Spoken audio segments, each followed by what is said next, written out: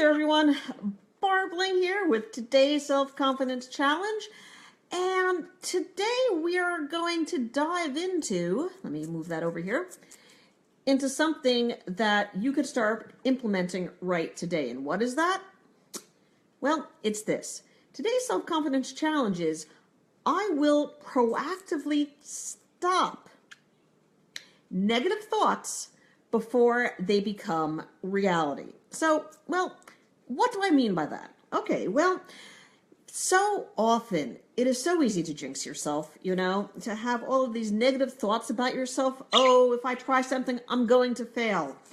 Oh, if I dwell on something else, it's just not going to work.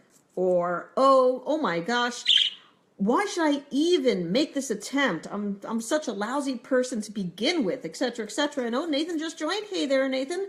You probably want to see Birdie, don't you? Say hello, Birdie. Okay, Birdie. Birdie doesn't want to say hello. And if Birdie doesn't want to, Birdie doesn't. So we'll just say hello for him. Hang on.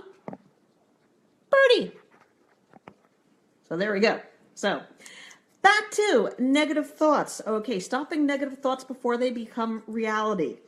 Have you ever been in a situation where you've worried about something so much you've unconsciously put into place the exact circumstances that make them happen? Okay, it might be that, oh, I don't know, you have to give a talk at a club or a group, or you have to launch a product, or you have to deal with the client from hell, etc., etc. And so you say to yourself, oh gosh, this can go wrong and that can go wrong and the other thing can go wrong. And then you find yourself unconsciously allowing those exact factors to happen so that you bring into being those negative thoughts that you fear. It's quite bizarre, quite a paradox, and I've seen it happen with a number of my friends. So the thing is you need to proactively stop those negative thoughts and visualize them like an out-of-control locomotive barreling down the train tracks. You might have heard the phrase, the light at the end of the tunnel is truly a train coming at you. But in this case, train's not coming at you. The train, you're the one who's basically on that train, controlling that train, and that train is about to take a lovely leap off the tracks and crash below, because basically you're dwelling on this might happen and that might happen and everything else might happen, and yeah, somehow you find yourself living that which you fear the most. So how do you stop those negative thoughts from becoming reality? Well, once they become reality, obviously you can't stop them.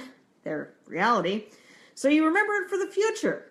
But basically, remember when we had spoken about there is a time between the time of provocation and the time that you choose to react. So think of the time of provocation as that negative thought. And all of a sudden you're sitting there and you're drinking your tea. Notice I said tea, Nathan, since you're watching and you have this thing for tea for some strange, inexplicable reason. Birdie doesn't understand it either, as you can tell. Well, you could tell if you were looking at his face, which you're not, because there's only his back over here, but squirrel, didn't I? Yes. As I was saying, negative thoughts becoming reality. You think of something, you worry about something, and right then at that moment, before indulging in, oh my gosh, that's going to happen, and this is going to happen, that's going to happen, that critical time between provocation, the negative thought, and your reaction, throwing yourself off the cliff, you've already learned how to pause yourself there. And you can tell yourself, okay, it's a valid worry. Because when worries pop up in your life, don't just shut them off, because they're going to come back again and again and again. Face them. Face them square and try to understand, what is the worry truly causing you to panic about? Is there something that in the past might have not happened well, or something that in the past you didn't deal with the best possible way? And those demons, those regrets, that embarrassment, it must be faced. And a lot of times Negative thoughts will result because of these past happenings. And I see Philip just joined. Hey there, Philip. How's it going? Hope everything is okay. Hello there, Mo. Please do not take off my finger. Thank you so much. Here, you have more of celery if you would like. Are you all celeryed out? You're celeryed out, aren't you? If you celeryed out, even piggy mooses can get celeryed out. Kind of like me, can get caffeinated out, which is not true at all. I have yet to run out of a desire for coffee. But I digress. So, that critical time between provocation and reaction. A negative thought happens. Instead of immediately indulging in what ifs, stop yourself and remind yourself, all right, and that's not even reminding. It's really basically giving yourself the courage to face that which you fear the most. All right, what if I get embarrassed while talking in front of a group of people? Well, what if? What happens? Okay, you hose up. Life happens. You'll have another chance the next day, the next week, whenever. What happened? Proper talk. Take two.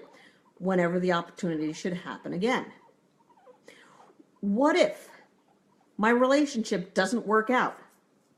Well, all right, that's the possibility. It happens a lot with other folks. It happened maybe in your past relationships.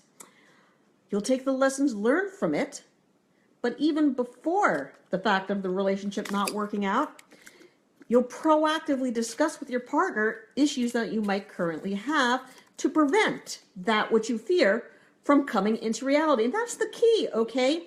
When you face what you're afraid of, the negative thoughts and all of that, common sense often comes to rescue to say, all right, I'm worried about this. Let me address XYZ now. And Philip just wrote something here. What if I used to keep me from doing something so much still does? I don't quite get that, Philip. So if you could retype that as a question, I'd be happy to answer it if this happens before we end today's broadcast. So proactively stop negative thoughts. When you choose to give yourself, stop it, bird. Stop it, quiet. When you choose to give yourself permission to have the courage to stop those negative thoughts by facing that which is bothering you, you build up your own inner strength. And you basically avert being smacked face first with seeing those negative thoughts become reality. Remember, you own how you choose to react, okay? No matter what happens, you and you alone are responsible for it. So if you start getting negative thoughts and then you start reacting based upon those negative thoughts, guess what? You are proactively, out of the way, bird, bringing into being that which you fear the most. And honestly, you deserve a hell of a lot better.